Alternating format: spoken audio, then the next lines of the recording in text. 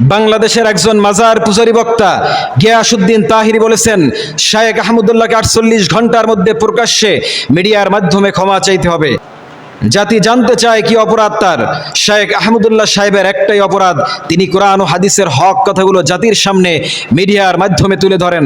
আমি গিয়াসউদ্দিন তাহিরি সাহেবকে বলবো, আপনি কথায় কথায় আলেমদেরকে কাফের ফতোয়া দেন।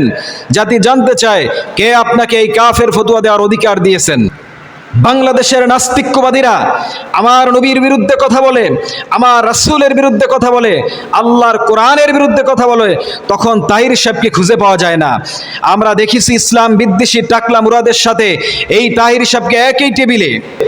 আমি তাহির সাহেবকে দ্ব্যর্থহীন কণ্ঠে বলতে চাই, অবিলম্বে আপনার বক্তব্য প্রত্যাহার করতে হবে এবং 24 ঘন্টার মধ্যে জাতির সামনে মিডিয়ার মাধ্যমে প্রকাশ্য ক্ষমা চাইতে হবে। অন্যথায় এদেশের জনগণ, এদেশের আপামর জনগণ আপনাকে ক্ষমা করবে না।